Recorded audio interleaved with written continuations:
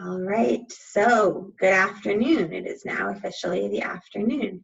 My name is Megan Steiner. I am the State Human Capital Lead for the Pennsylvania System for LEA School Improvement. And welcome to the first of two webinars we'll be having on the topic of creating an effective virtual hiring experience. We will repeat this webinar next week in case anyone you know would like to do the same webinar again a little bit later.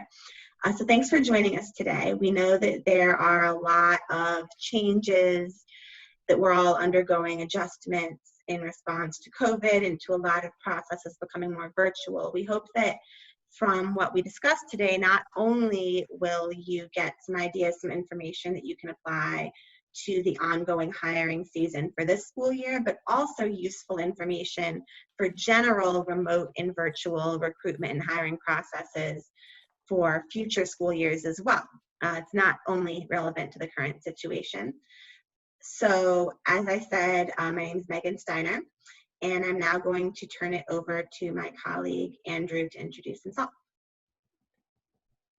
Hello, my name is Andrew Maddy, and I work with Megan at the IU13 as a program assistant for the CSI. All right, and now we will have our colleagues from Urban Schools Human Capital Academy introduce themselves and get started with our webinar. Great. Good afternoon, everyone. My name is Craig Chin. I'm a partner with the Urban Schools Human Capital Academy. We've been doing some work with Megan and the team for the past year. And also as part of our work, we've done a lot of work with many districts across the nation, really focusing on human capital, which is a very broad topic. And I'll let Susan, my colleague Susan Marks, introduce herself. Good afternoon, everyone. I'm Susan Marks, also a partner with the Urban Schools Human Capital Academy. We're delighted to be working with you today and look forward to the webinar. Great. So thank you all for joining. So what we want to start with is really just talking a little bit about why we're together. So what we're starting to see as far as the session through line is, what are the best emerging practices and guidance for LEAs to consider while navigating this recruitment and hiring during this pandemic. So as we all know, LEAs have already moved from a traditional, more in-person recruiting experience to more of a virtual environment. And also, as Megan mentioned too, there's a lot of things that districts and folks on this call, LEAs, are already starting to see that, probably can have some more longer term impact with what you're looking at beyond even looking at this pandemic.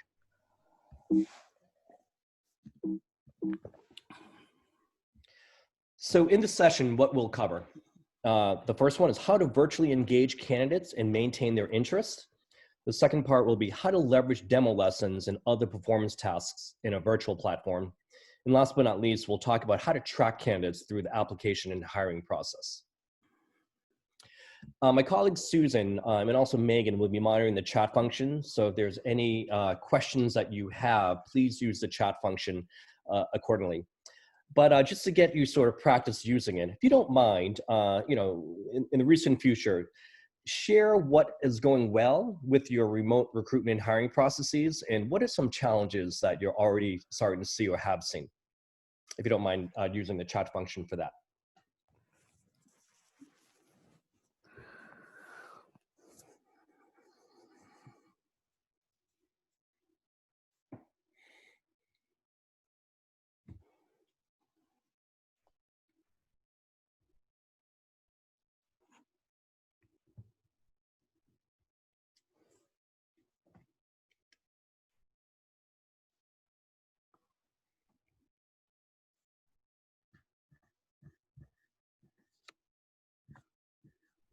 Susan, anything coming through?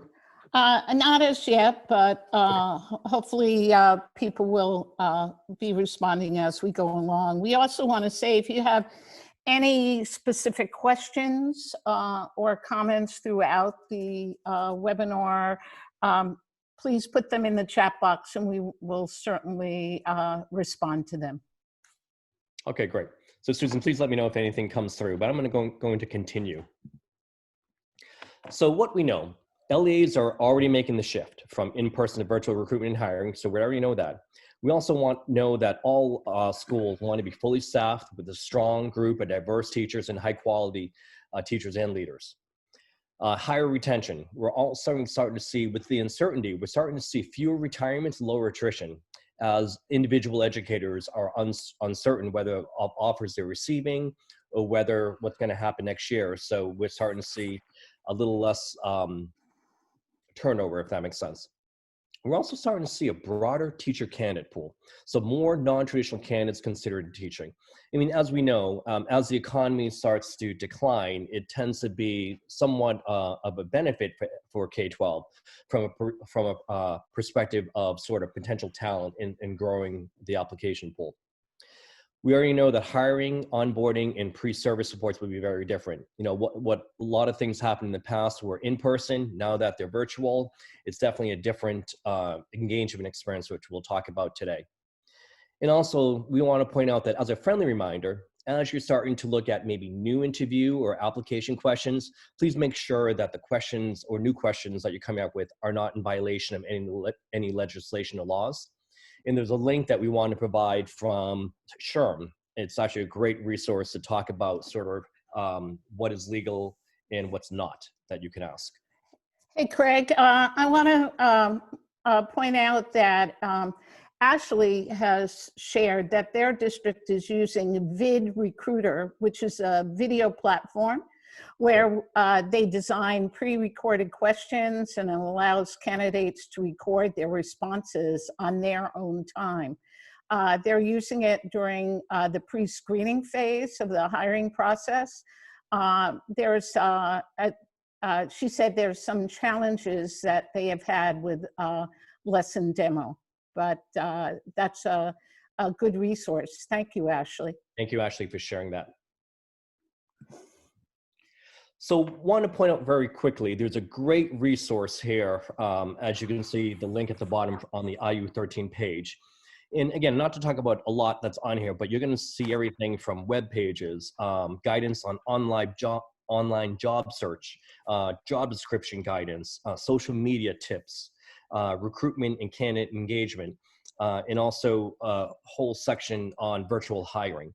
So you're going to see throughout today, the time we spend together, we are going to provide links to tools in specific areas that we cover in this webinar, but at the same time, there's a host of other areas that are covered through this link as well. So let's get into virtual candidate engagement. So a few friendly reminders as you start to think of, again, engaging candidates, conducting interviews, etc.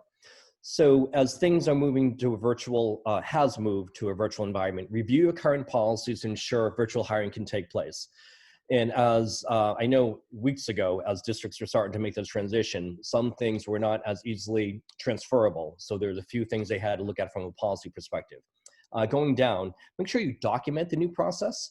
And the documenting has really a twofold benefit, not only for the internal folks who will be part of either the interview, selection, or pre-screening efforts, but also from a candidate perspective. So it's clear to them sort of what the experience and steps will be like in this new process. Train teams on the different purposes for virtual activities. So whether you're conducting or holding informational meetings, whether it be a virtual tour, whether it be general office hours for Q&A, or even interviewing, there's going to be a different sort of purpose and sort of roles that individuals will have to play. So training will be very important. Share virtual norms ahead of time, whether it be, does everyone have the video on? What is the dress code? What is the protocol on being muted or unmuted? Those things will help make it for a smoother candidate experience. And then going back to the top on the right, establish processes for consistent staff and candidate communication. So in the pre-pandemic world, whether it is tapping someone on the shoulder or going to someone else's cube or office, it was, very organic. But now in this new world where everyone's working remotely, communication has definitely taken a different form.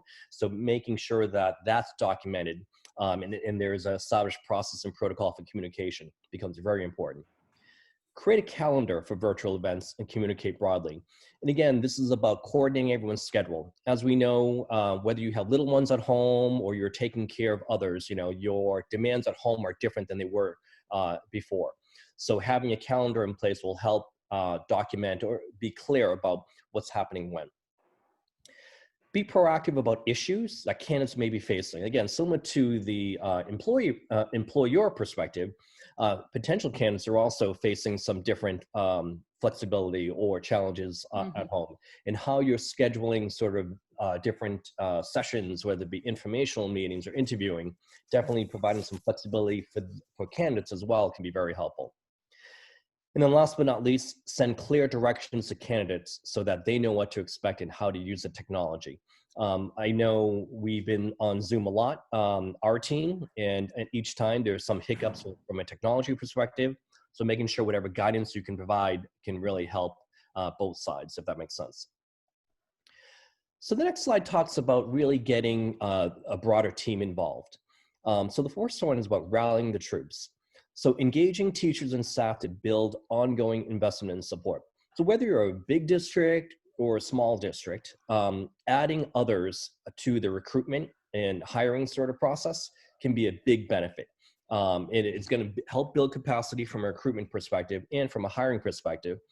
But also, if you're engaging other members like teachers, they're also able to tell the story of what's like to teach, in that particular school or particular LEA, or what it was like for them to go through the interview or induction process. Who does what? Be clear about roles that folks are playing, whether there's a lead presenter, whether there's folks that are being there for Q&A, or whether they're presenting certain areas. Make sure that the staff understand their roles and exactly what they're responsible for. Communication. It could be a weekly e-newsletter to share pertinent updates. You could spotlight happy news and recognize staff members. And I know in the other webinar that we'll share the schedule in at the end of this session, we talk a lot about how the website can play a big role in helping communicate in highlighting certain stories, if you will. And A players know A players. So double down on your referral strategy by sharing top priority positions. So one thing that we're seeing from the districts that we've interacted with is that whether it's a formal or informal process, referrals are a huge support, or a huge input, if you will, to candidate pipelines. So some research at the bottom from Glassdoor identifies that employee referrals actually have a huge impact on improving the chance of a successful hire. Referred candidates are more likely to accept an offer than those candidates who do not experience any personal contact. So let's take a look from a candidate perspective around virtual engagement. So candidate anxiety. So as we know, there's a lot of uncertainty, and helping to manage or at least minimize their heightened anxiety can go a long way to making sure that the candidate experience that they're going to go through with your respective LEA can be very positive. So out of sight, but not out of mind. So in lieu of in-person information sessions, virtual events can still be effective in cultivating a strong candidate pool. So in the past, you might have had a walkthrough through a school, you might have been able to show student work, or even have them interact with students, depending on your process. But now you have to be a little bit creative in how do you provide them a feel, if you will, of sort of the culture and other things that they might not be able to see if they were walking through a building themselves. Identify target audience. Whether you are targeting traditional grads from an ed prep program, or you're looking at alt-cert programs, knowing that they're coming in, their backgrounds are different. So customize your messaging and your engagement can go a long way, knowing that if I am a career changer, the conversation with me and the needs that I have would be very different if I was transferring in from another LEA and already have teaching experience. Broaden outreach. For more general sessions, ask current staff to share with their networks. And I know in the other session, we talk a lot about social media, but ask your staff to leverage their own networks through social media in order to generate a lot more interest and buzz. Engagement, design an agenda that allows for interactivity via chat, breakout rooms, or live Q&A. Again, it's amazing with some of the technology available, there's interesting things you can do by breaking up groups into different breakout rooms too. And whether if you knew that you have, say, one of your teachers in your LEA as part of the session, you might want to set up breakout rooms if she happens to be a science teacher and you have sort of a general information session. You can actually start to route candidates to certain virtual rooms, if that makes sense. And then follow up. Thanking them for participation, obviously sharing materials, and also providing instructions, clear instructions and guidance on next steps. Individualized emails and phone calls should be used, especially for your high potential candidates. And again, depending on the systems you have, some of this can be through a push of a button, if you will, but otherwise, even through email and things like that, definitely keeping in touch and following up with your candidates can go a long way. So let's talk about from key considerations to ensure a positive candidate experience. So as we alluded to before, providing clear directions and guidance can go a long way. Making sure that candidates are experiencing a consistent experience, in that from the interview in the LEA side, the team has a very strong sense of what the processes and protocols are to make sure that you're allowing candidates to best present their teaching ability. Depending on the length of the interview, you definitely want to build in breaks between the interviews. It's one thing sitting in front of a conference room conducting an interview, but if you're sitting at your dining room table, for a long time, it can be a little bit more challenging, if that makes sense. Offer flexibility in scheduling times for candidates. So many candidates are at home juggling other responsibilities, as we talked about, whether it is evening calls or early morning, but depending on the flexibility you can provide, I think it could really provide, it also sends a strong message to the candidates if you're able to provide, different options to accommodate their schedules. Give candidates a sense of your school culture and community that they might have received in person. So whether it's photos and videos from schools or community events, it could also be different engagement opportunities with teachers, as I alluded to before, or possible if you can get students involved to interact, with candidates as well. It can go a long way. And then let's talk a little quickly about getting your interview team ready. So determining what performance tasks will be asked of the candidate, obviously is very important beforehand, but at the same time, providing that team sort of guidance on sort of calibrating and making sure that the team is sort of leveled set, if you will, on what the look-fors are. And then recording video interviews, I think as Ashley mentioned too, the part of the tool that she and her LEA are using is already recording sort of, different events in order to provide for pre-screening support. But recording video interviews and activities so that if your whole team is unavailable, they can always sort of review the recording later on. And of course, make sure that the candidates are aware that you're recording the session as well. And then be mindful that you're consistent with what you offer each candidate. And I know this is something that all districts, when we were pre-pandemic, were definitely sensitive to making sure that from an equity perspective, everyone's going through the same experience. The same sort of objective should be used now as well. So it's from a technical perspective. So we just talked about from the candidate perspective and the interview team perspective, but also from a technology perspective, it's very important. So, as far as we mentioned before, providing clear directions and protocols, but making sure that candidates know what to expect and how to use the technology.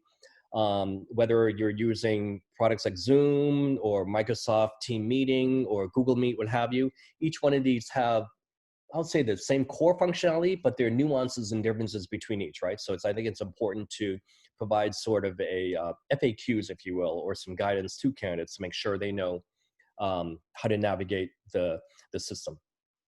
Then from an interview team perspective, maybe provide them some practice time, if that makes sense. So make sure your interviewers are comfortable with the technology and everyone on the team is prepared to be on video. And again, if by everyone having the camera on during an interview, it's much more engaging for the candidates. Again, it's not quite eye to eye, but it's a close sort of proxy, if you will, by having everyone on camera. And then share FAQs and tech troubleshooting tips to support interviewers can be very important. And also being mindful of the candidate experience for the virtual interviews. So making sure your team's ready. So please remember that individual interviews often translate relatively more easily to the virtual format, but you probably need to adapt group interviews activities to a virtual environment, especially with the mute, unmute function, then also figure out who's sharing the screen. I mean, those are some sort of basic protocols that you'll have to work out that you wouldn't have to have worked out when you're doing this in person. Then if you're using a product like Zoom, as I mentioned before, there's a breakout room functionality, which is great. And if they have certain more follow-up questions, then they can always go into a different virtual room to answer or ask specific questions depending on who you have in that room.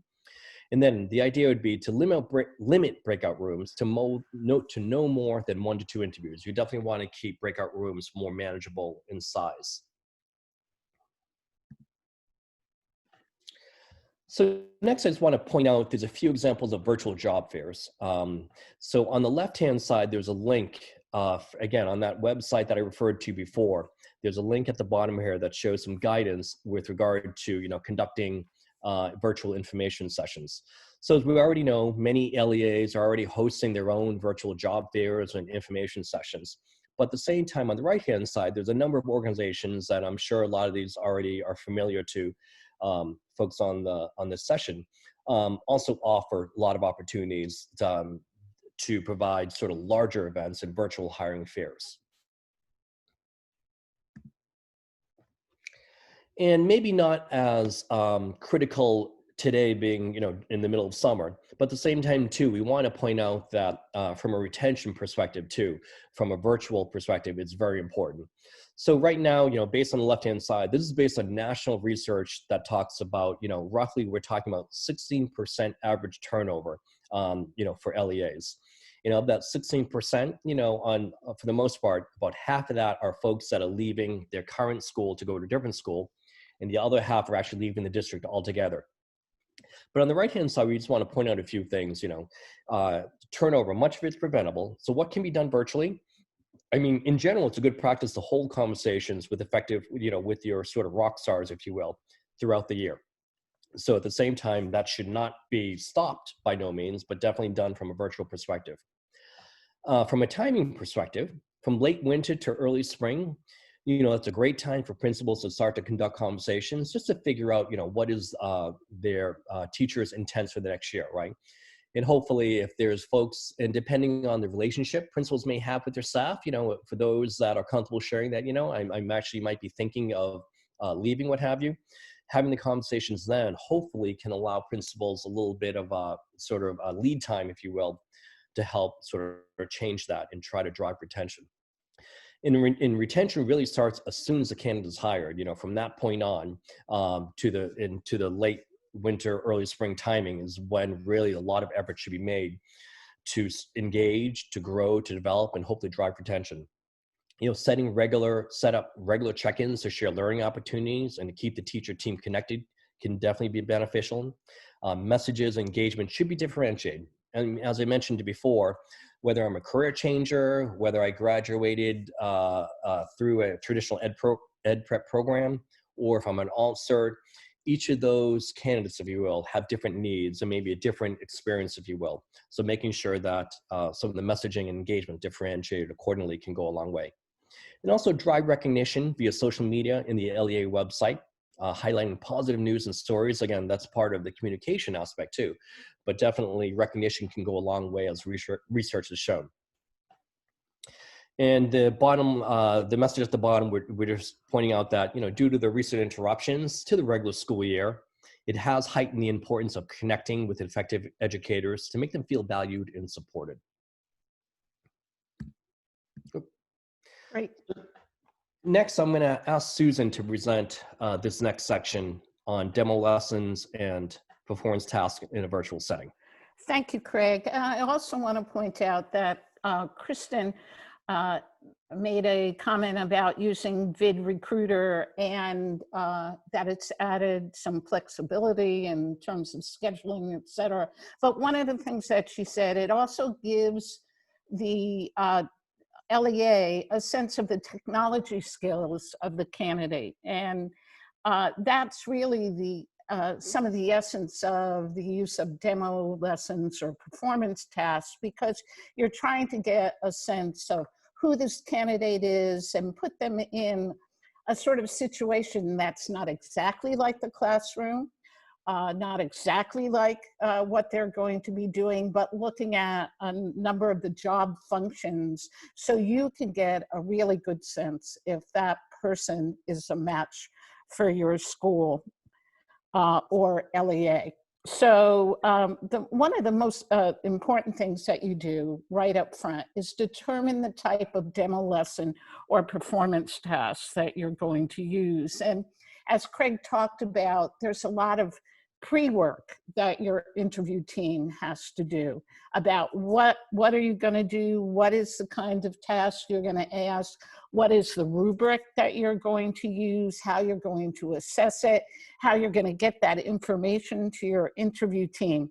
So make sure that you do the appropriate amount of pre-work so everybody is on the same page about what you're looking at and how you're going to assess that.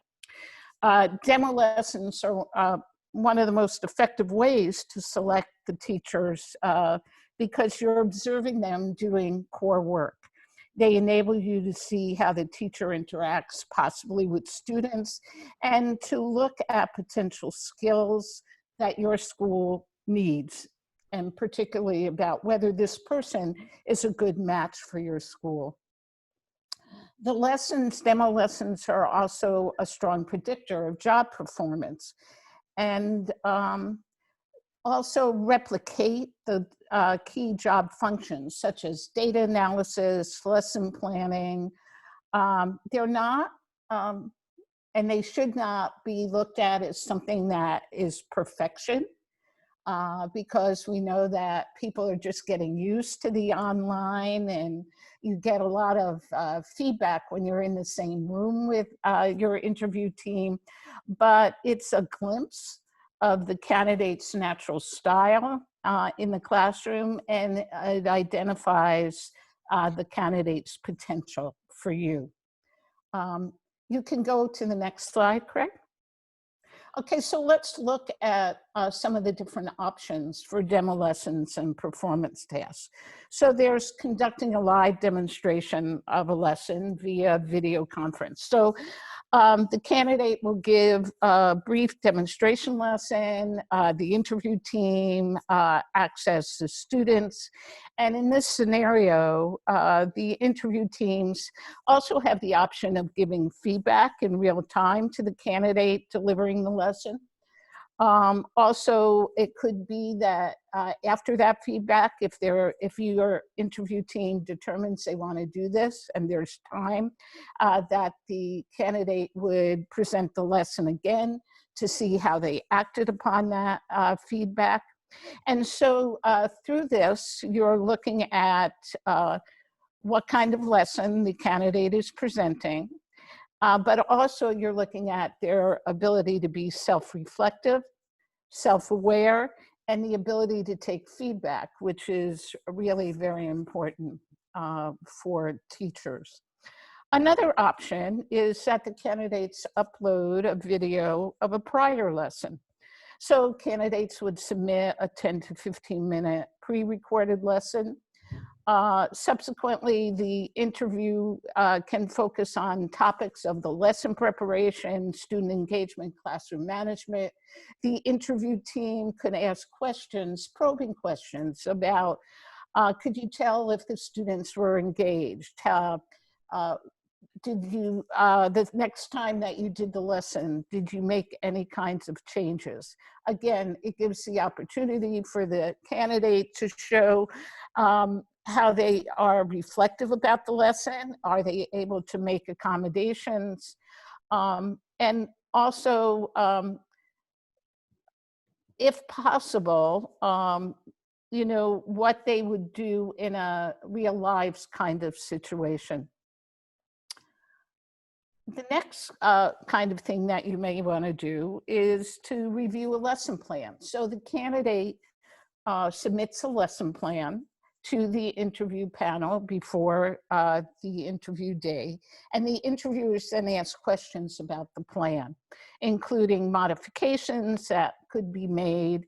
And again, it gives you a sense of the thinking of the candidate, what they are looking for in terms of master objectives, how they differentiate, possibly differentiate for students. So again, you're looking at the dialogue between you and the candidate around their knowledge of how they put together a really good instructional lesson. There are other kinds of performance tasks that you can use that are very helpful. Again, it gets a sense of what the how the candidate is able to demonstrate a variety of the job functions that they need to be skillful in. So there's role playing. Some people like role playing, other people don't like role playing. Your interview team has to be comfortable with that, but it might be role playing a review of a student assessment. So your interview panel and the candidate acts as a team meeting.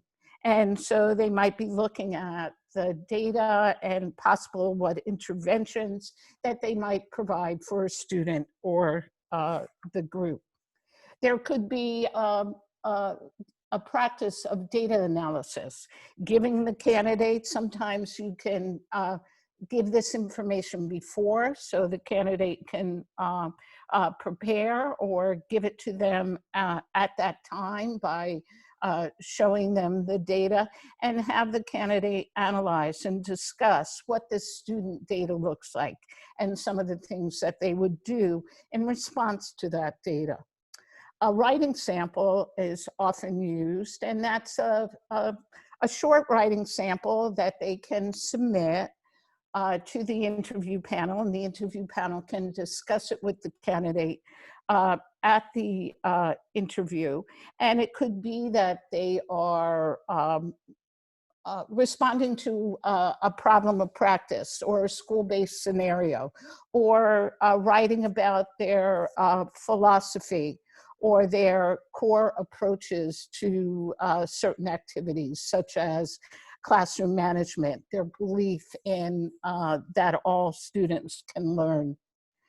Also, some of these things can be done in combination. You may want to do a live demo, or you may also have a writing sample, because it is really important to know how your candidates, how they do communicate, not only in orally, but in written word as well. So there are a number of different kinds of activities that you can do. Again, one of the most important things is to make sure that you understand the rubric that you are going to be using to assess each candidate. And another thing that Craig said that is really very important, that each candidate goes through the same process in terms of either doing a demo teaching or other kinds of performance tasks. Craig, you could go to the next slide. Can I just Yeah, go ahead. One tool that we've seen work really well with LEAs that we interacted with was, if you were to create a table, if that makes sense, and maybe at the top side, at the top of the table, on column headings would be key competencies, right? Things that as an organization, what are the things that we're looking for? I mean, it could be things like classroom management. And these could be elements that are tied exactly to your teacher evaluation rubric. And then the left-hand side are these different activities, right? It could be a lesson plan review. It could be a sort of virtual demo teaching lesson, or whatever else could go on in the row headings. And then you can start to map, which of these activities do we feel confident that we can measure these various competencies, and then that can help you figure out how do we mix and match to make sure that we have good coverage of the competencies that we're looking to assess, if that helps. Great.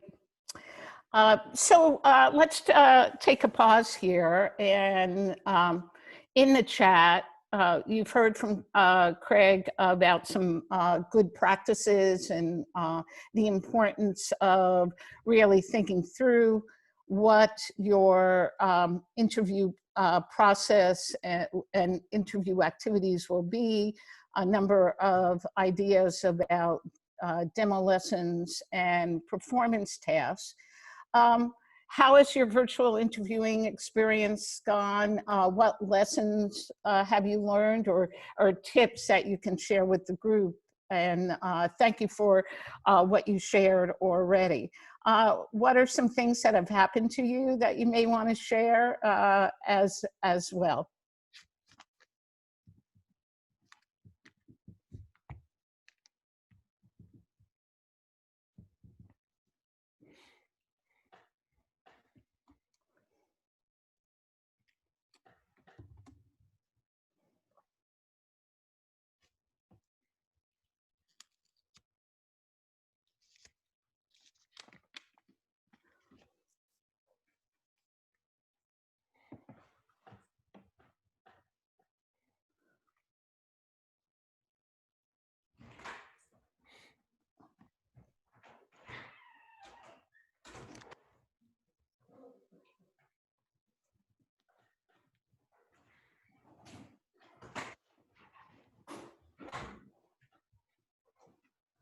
Something else you may want to share, and Craig, then you can move on, is who you have on your interview panels and how you're setting up your interview panels. But also, Craig, why don't you move ahead? Sure.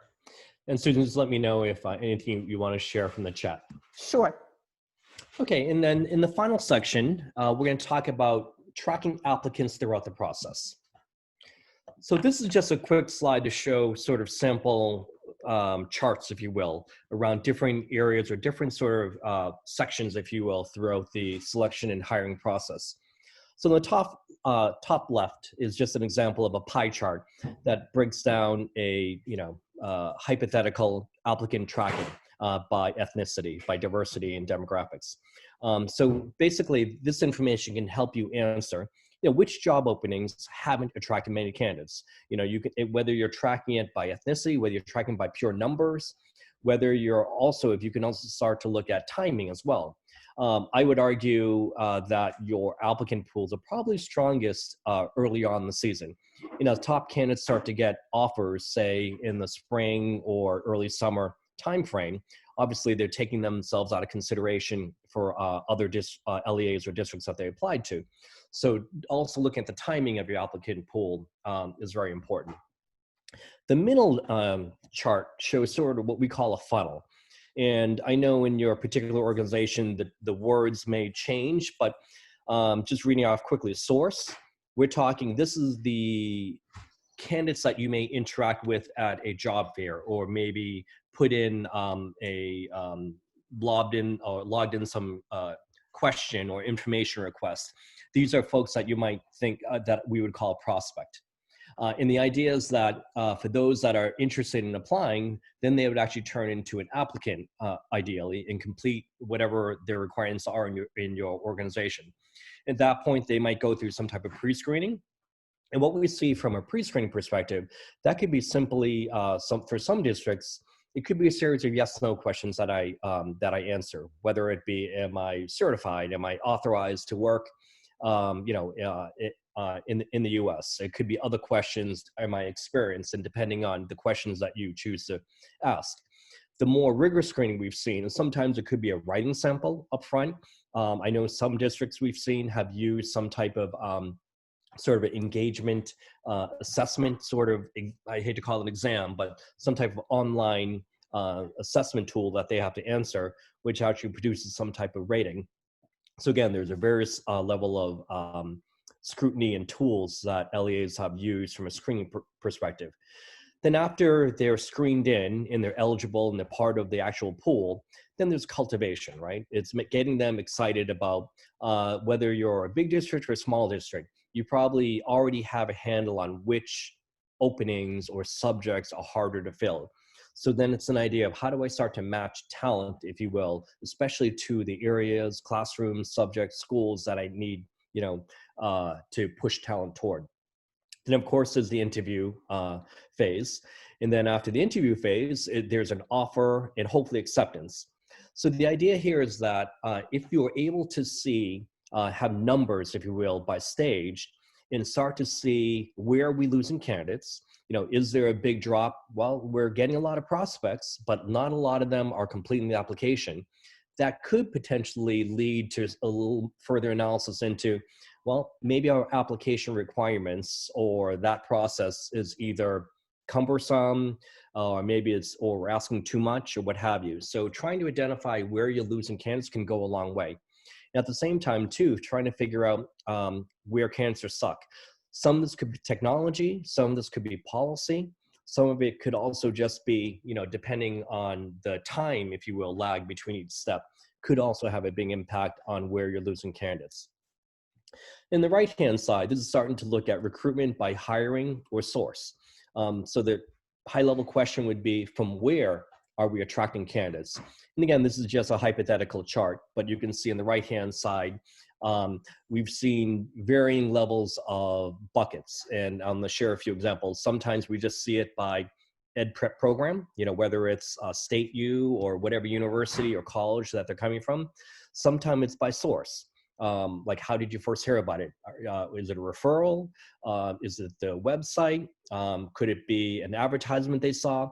And I know this can get pretty complex on what you're trying to capture, but in any case, trying to get a better sense of where you're getting candidates from, I think can go a long way. The one thing I want to quickly point out, I know there's a big district that we work with in Texas, and they did a survey to their candidates. And year after year, they're finding on average 80% or so of the candidates are naming the website as the top source to influence them to apply. So as strong and effective as social media is, or advertising on certain avenues, or even holding events are, they're finding that the website is a huge sort of resource to attract candidates. And then also continuing along with sort of what to measure, hiring activity, how fast and when.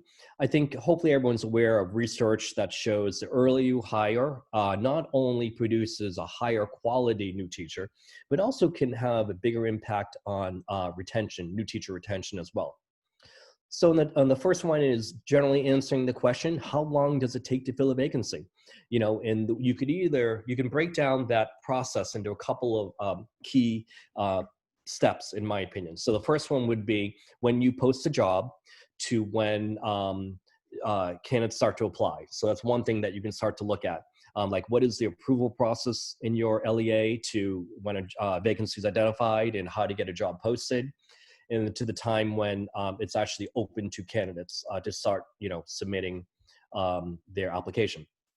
And then the second part is, then the candidate applies, assuming that it's a principal-led interview process, but they're going through some type of interview and selection process, with the hiring decision maker, and then a recommendation typically flows into to the central office, if I can use that term, right, in order to initiate hiring. So trying to break down that sort of couple of different processes can go a long way. And again, we hear time and time again from districts that we work with that oftentimes a delayed or inefficient or drawn out hiring process can lead to the loss of candidates. And on the right-hand side, this is sort of what I alluded to before, try to map your job posting timeline against hiring timelines. So in this example that we put up here, in blue, this is when teacher jobs are posted. And you can see that it hits a peak roughly in, say the April timeframe. And then as you go toward the opening of school, the number of jobs that you have posted tend to be lower. At the same time, the red line talks about, when offers are made. So you can see in this scenario, in this example, a lot of offers are made in this hypothetical example are in the July and August timeframe, when a couple of things are working against it. One, your applicant quantity of your pipeline is probably lower at that point. I'm not even talking about the quality, which is probably lower as well. But in this example, a lot of the hiring is taking place when applicant pools are depleted.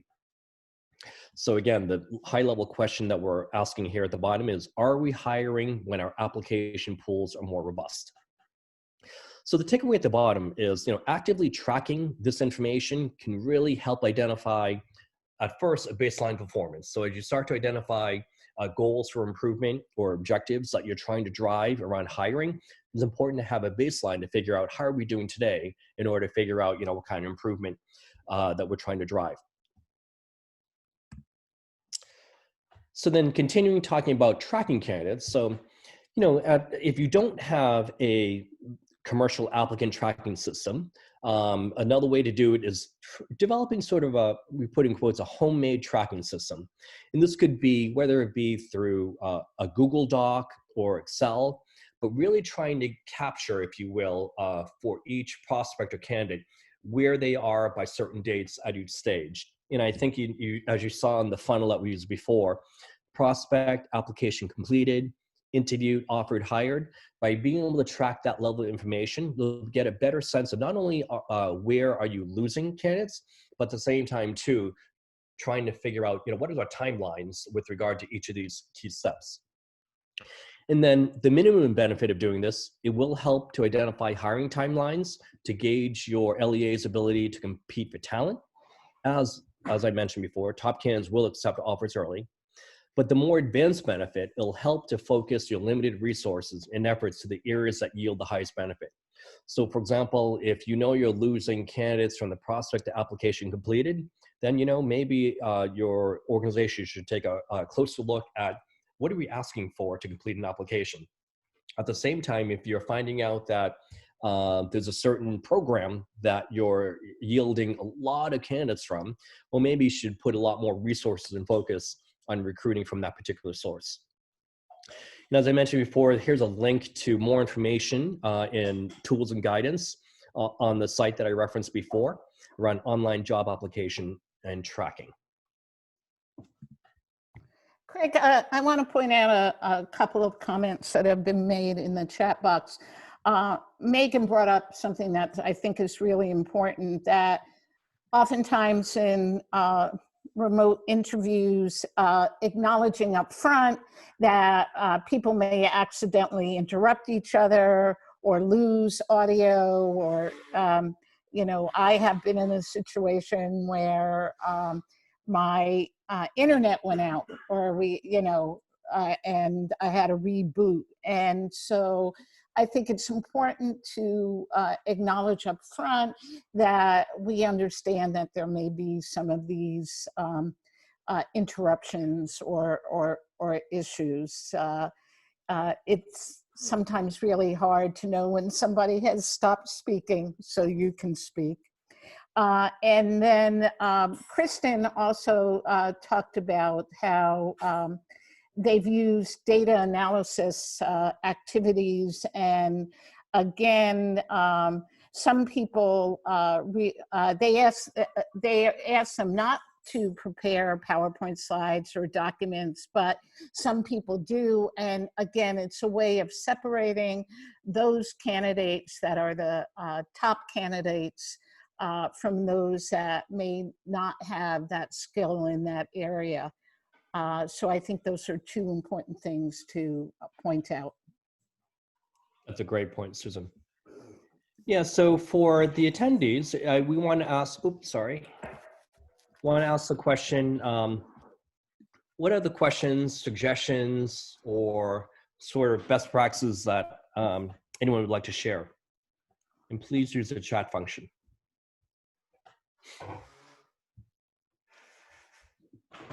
We'd love to hear about any successes, challenges, confusion related to remotely recruiting and hiring folks this summer, or for that matter, in previous school years, or any related questions.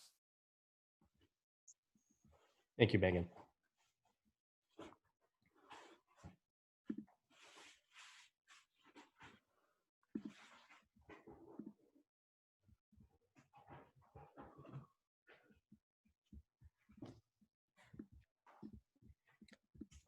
Team, as you're starting to come up with any questions or comments, I do want to point out the schedule for the next couple of webinars. I think as Megan mentioned at the beginning, we're going to have an encore performance of this topic on July 27th at 4 p.m. Eastern.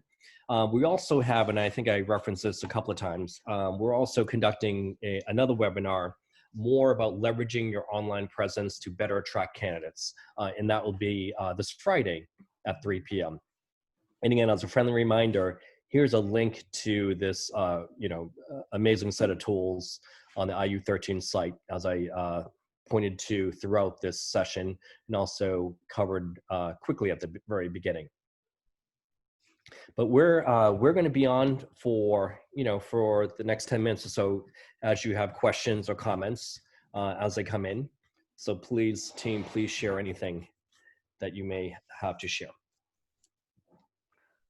I'm wondering what your principals are telling you about the remote processes, and have they been able to pull together interview panels?